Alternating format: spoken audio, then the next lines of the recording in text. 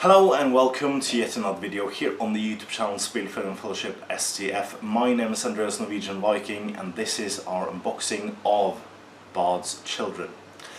So, they are finally here. We have been waiting for these models, well I have, and the rest of us here at STF for the better part of half a year. They were one of the first models we needed for the grand campaign out of the new profiles.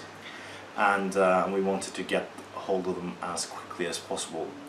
So it was a bit of a drag out. We have had to extend the grand campaign for a few weeks here and there to keep on waiting for the new models, as well as getting to parts of the grand campaign we originally didn't want to show until after the Battle of the Five Armies. So they finally arrived, and they nearly didn't, because of as of Wednesday last week there were no plans to bring them at Ardacon. So on Thursday morning I published a video that there would be no new releases at Ardacon whatsoever, and this was still true until afternoon on Friday, when they finally got approval.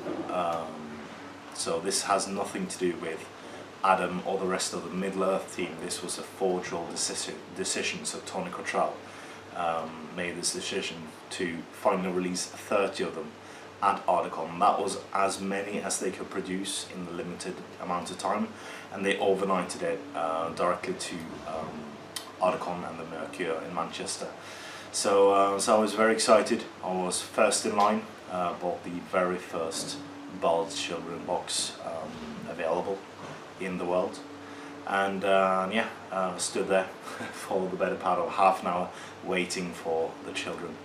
And so let's have a look at the actual sculpts. They have garnered some sort of controversy regarding how they looked, and just a glance of the actual sculpts on the paint job, because it seems that the one who's painting the normal forged models for the Middle-earth range isn't particularly good at painting faces. Not to have a go at that person, but there seems to be an issue with the faces and how they are painted. You can look at the Alternate Thorns company, and you can look at Bard's Children, and the paint job on the faces does not do sculpt justice. But I'll let you have a decide for your own about that, and let's have a look at the actual sculpts now. So welcome back to my review and unboxing of Bard the Bowman's family. It's Bain, Sigrid and Tilda. So of course we have been waiting for these for a long time, and I can't wait to crack this open and look at all the magnificent detail inside. So without further ado, I will cut this open. These new style blisters require a bit of fiddly, but good scissors is the best way to get them open. So inside you have of course the front card. No assembly instructions for these, so let's just put it around there, and let's have a look at the contents inside. So inside you will find 3 base inserts. So this is of course a marvelously textured Dale base, some planking on there, and some pavement. Actually pretty darn good. You have of course the footprints of the models, and I usually not use any base inserts of different kinds of bases myself, but these actually look very lovely, so I might actually have to use these. Of course get the 3 proper bases to put the base inserts on, and then you have Sigrid's body, Bain's body, and little Tilda's body. There's also a sword which has been has fallen off the rest of its sprue, and you have the 2 hands for Sigrid and the 1 hand for Tilda. So let's have a look at the actual models themselves, and let's start at Bain.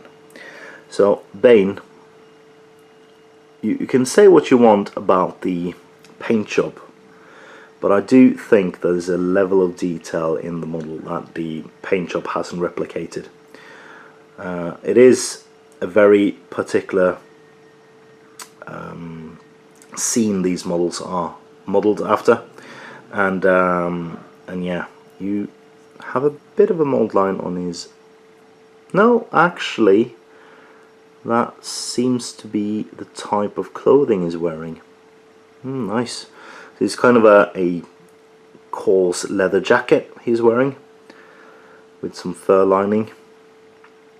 And from this side, the face looks absolutely stunning.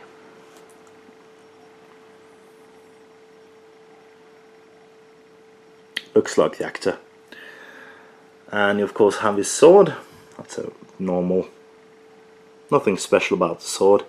It's very darn straight coming from the moulding, so nothing to be done with this one at all. That's great. Then you have little Tilda. Again, I think this is absolutely lovely.